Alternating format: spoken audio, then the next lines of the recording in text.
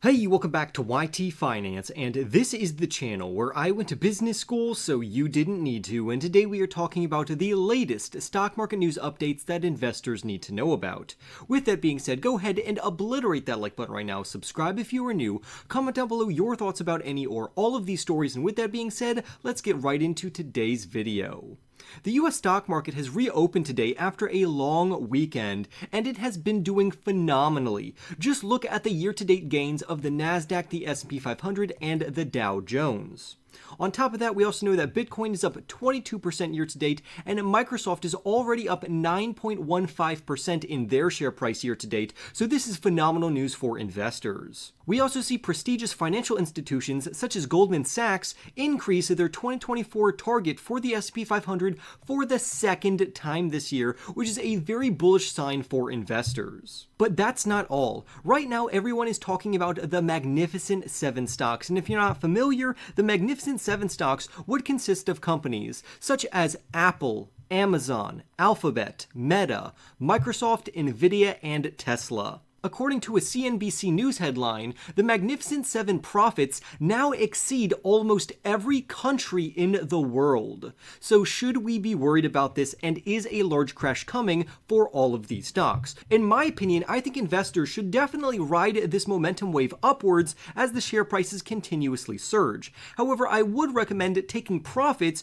once you feel comfortable or once you've made enough money, because that would be practicing proper risk management, and if you know me, I love to practice proper risk management. We are into investing here, not gambling, so please practice proper risk management. We also got more good news in the form of the Commerce Department, which said that they will send $1.5 billion to chipmaker Global Foundries to help it build a new factory near Albany, New York, and expand semiconductor production in Vermont. For context, the United States government wants to see America to become the major cornerstone of chip making for the entire world. We have to remember that back in 1990, around 37% of the world's chips were made in America. However, that number has since shrunk down to just 12%. In other news, you should be aware that the gaming company named Nintendo recently fell by around 6% in their share price after releasing a statement which said that their Switch 2 console will be delayed until 2025. Now, obviously, investors did not want to hear this. However, overall, I still like Nintendo as a company, and I do like their stock. So I would love to hear your thoughts about Nintendo down below in the comments. Next up, let's talk about some artificial intelligence news, starting off with Nvidia. Unless you've been living under a rock, you know that Nvidia's AI chips have become the gold standard for large language models, including OpenAI's ChatGPT. Nvidia is a market leader in this space, and as of August, they made up 70% of the global AI chip sales. Essentially, Nvidia relies on Taiwan Semiconductor manufacturing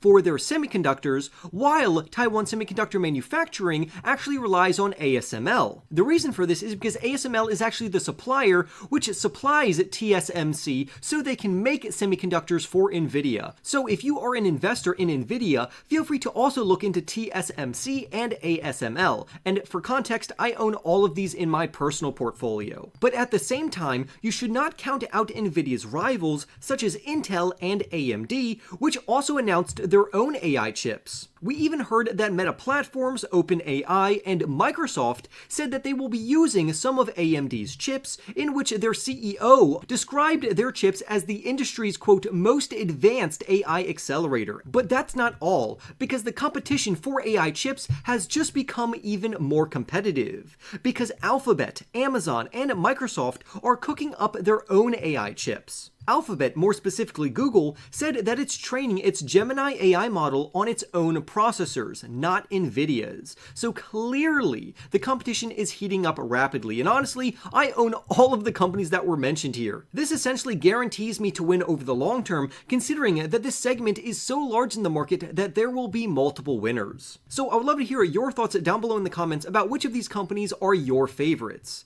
Up next, let's talk about Berkshire Hathaway, and more specifically Warren Buffett, who is the chairman of Berkshire Hathaway, and why he trimmed his position in Apple and HP, while he also loads up on Chevron and Occidental. In my opinion, this is nothing to worry about, but investors should look further into Chevron as well as Occidental if they like big oil companies. Next up, you should be aware of Alphabet's Waymo company, which actually issued its first recall. Waymo had to release a software update after two of their RoboTaxis hit the same truck just a few minutes apart. The reason why investors need to be paying attention to this is because Waymo actually has a partnership with Uber, and they are also in competition with Tesla because Tesla wants to release their own RoboTaxis. But that's not all, because we also have GM, which owns Cruise, which is also trying to get on the RoboTaxi market. Cruise had to pull their entire driverless fleet after one of its vehicles dragged a pedestrian 20 feet, causing serious injuries to the individual. This goes to show you that the competition in the RoboTaxi space is extremely competitive,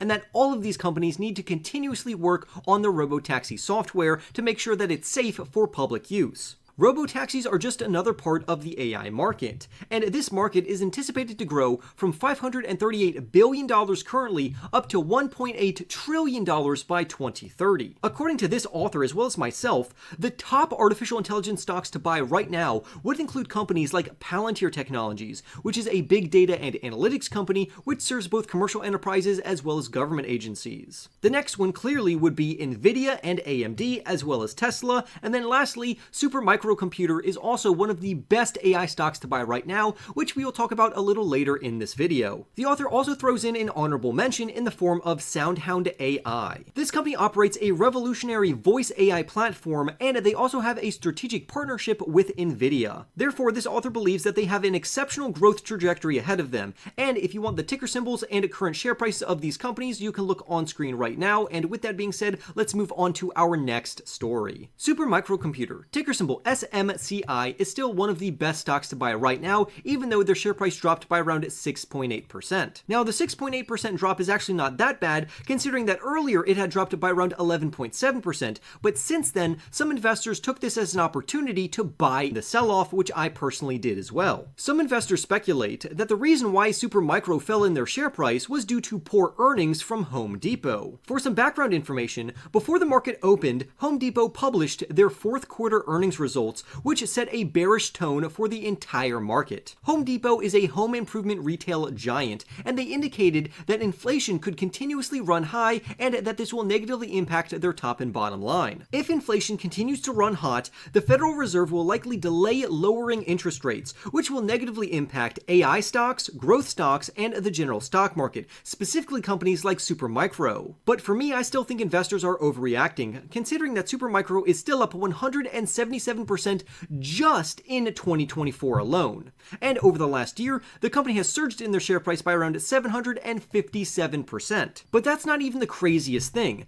Investors, as well as analysts, still believe that there is 60% upside still left in this company, which is why many investors are still trying to buy into this company right now. So the recent decline in their share price could actually be a great buying opportunity for investors. So I'd love to hear your thoughts about this company down below in the comments. Speaking about fantastic technology companies, let's talk about why Cathie Wood of ARK Invest is betting heavily on two major stocks. Cathie Wood of ARK Invest and her ARK Innovation Fund has outperformed the S&P 500 index, which is a great stock market benchmark, by a mile last year. The ARK Innovation ETF soared by 68%, while the index, which is the S&P 500, only jumped by around 24%. This goes to show you that Cathie Wood of ARK Invest tries to outperform the market by investing into highly innovative companies. And the two companies that we are going to highlight today would be CRISPR Therapeutics, ticker symbol CRSP, and Intelli Therapeutics, ticker symbol NTLA. So let's talk about why Cathie Wood is gravitating towards these companies. CRISPR Therapeutics is one of Cathie Wood's largest holdings in her ARK Genomic Revolution ETF with an 8.1% weight. CRISPR Therapeutics, as well as Intelli, focus on CRISPR gene editing, which involves cutting the genome in a particular location and allowing a natural repair process to take place within the genome. The idea behind this is that through the healing process, it will fix faulty genes responsible for creating diseases, so the results can be absolutely spectacular. I personally hold the CRISPR Therapeutics in my portfolio ever since they reached their enormous milestone late last year when the United Kingdom authorized Casgevy. And the reason why this was a huge milestone is because it marked their first ever regulatory nod for a CRISPR-based therapeutic. On top of that, CRISPR Therapeutics also partnered with Vertex Pharmaceuticals for this particular product. If you didn't know, Vertex is actually an experienced player in manufacturing and commercialization, and Vertex actually pays for around 60% of the development costs for this therapeutic. However, this is also offset considering that Vertex also gets to take home 60% of the profits from this therapeutic. Overall, I would say it's a pretty fair trade in regards to their partnership, and I am very excited for the future of CRISPR Therapeutics, which is why I personally hold them in my portfolio. We can also look forward to a future catalyst for this company, as CRISPR Therapeutics is also advancing their promising immuno-oncology candidates through clinical trials. And if all goes well, this biotechnology company could bring in at least one additional product to market later this decade. CRISPR Therapeutics is going to be a long-term hold for me, and I'm very excited about the future of this company. Now, the next company we're going to talk about, I'm not as excited about, and that would be Intelli Therapeutics. The reason why I personally am not excited about this company is that they don't have any products on the market. However, Cathie Wood of ARK Invest believes the future of this company looks very bright. She believes that there is a plethora of catalysts ahead for this company which should increase their share price. The company is currently trying to formulate 2 treatments for various diseases, but until this is actually released to the public, the company is not going to make any money. So depending on how positive or negative the trial reports are for these treatments, it will determine the future share price of this company. In the end, I am far more bullish on CRISPR Therapeutics than I am in regards to Intelli Therapeutics, but I would love to hear your thoughts about both of these companies down below in the comments, because Cathie Wood of ARK Invest seems to love both of these companies. Next up, let's talk about Alto Networks, which recently dropped in their share price. Alto Networks, ticker symbol PANW, recently dropped by 12% in their share price after the cybersecurity company lowered its full-year revenue and billings guidance. But these results did not just impact Alto Networks, because other cybersecurity firms like CrowdStrike, Zscaler, and Checkpoint also decreased in their respected share prices. Now, the interesting thing to me is that Alto actually beat on their overall earnings and revenue results. For context, analysts thought the company would only bring in $1.30 per share, but they actually brought in an adjusted $1.46 per share. Likewise, analysts said that this company would only bring in $1.79 billion worth of revenue, but they actually brought in revenue of $2 billion. So all of this negativity is due to their future negative projections and not their current results. I actually own Alto Networks, ticker symbol PANW, in my portfolio, but I am not planning to sell this company anytime soon, because I think investors are clearly overreacting here. Next up, let's talk about SolarEdge stock, which also decreased in their overall share price, in a similar situation to exactly what happened with Alto Networks. SolarEdge Technologies, ticker symbol SEDG, reported a narrower than anticipated loss for their fourth quarter results, but they did fall short in regards to their revenue estimates. On top of that, just like Alto, the company offered a lighter sales forecast than anticipated for future quarters. But let's look at the data here, because honestly, the numbers weren't that bad.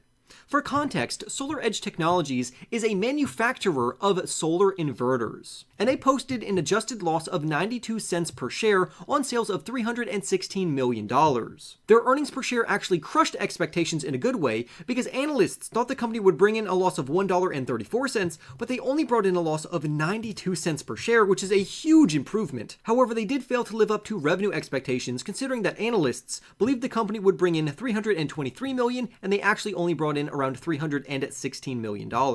Analysts also were projecting that the company would tally in around $374 million for their future forecast. However, SolarEdge ended up guiding revenues between $175 million to $215 million, which is clearly below expectations. But there is a reason for this, and it doesn't have anything to do with SolarEdge as an individual company. Instead, this entire industry is struggling right now. In January, SolarEdge had to cut around 900 jobs, or approximately 16% of its workforce, and here's why. The entire energy solar group, in which SolarEdge is a part of, literally was one of the worst performing industries in their respected categories, to where the group fell by a collective 7%. So SolarEdge is not the only one having a hard time here, which means that it's nothing fundamentally wrong with the company themselves, but rather just a dry season in this entire industry. So I would love to hear your thoughts down in the comments below about SolarEdge and whether or not you personally own them in your portfolio. But that's enough bad news, let's talk about some good news in regards to Amazon and Uber. According to the article,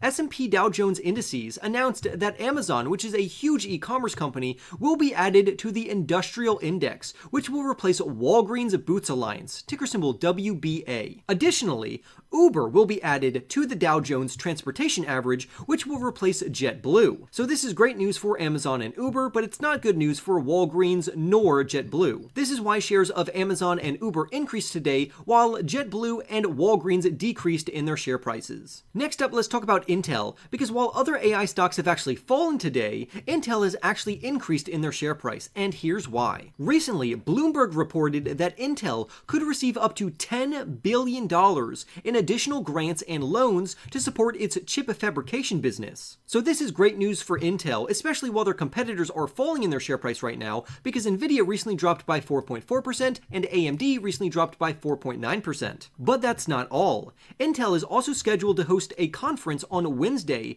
during which it will provide updates on its foundry business. So this is just another reason to bet on US-based semiconductor companies, especially in regards to artificial intelligence. So I'd love to hear your thoughts down below about this development. You should also know that Walmart posted very impressive Q4 earnings. Walmart, ticker symbol WMT, also confirmed that they will buy smart TV maker Vizio, which we talked about in a previous video, so feel free to rewatch that video if you want more information. But right now, let's focus on their earnings report. Walmart is America's largest retailer, and their e-commerce sales were through the roof, jumping by 23% year over year to surpass $100 billion. This is why the share price of Walmart surged by more than 5% recently, and they also raised their annual dividend by 9%, so this is just great news all around. Lastly, to round out the video, here's what we're going to talk about tomorrow, because Nvidia Corporation, Lucid Group, and Rivian Automotive, as well as Etsy, are releasing their quarterly earnings reports. So remember to subscribe to the channel to stay tuned for that, smash that like button right now, comment your thoughts down below, and I'll see you in the next YT video.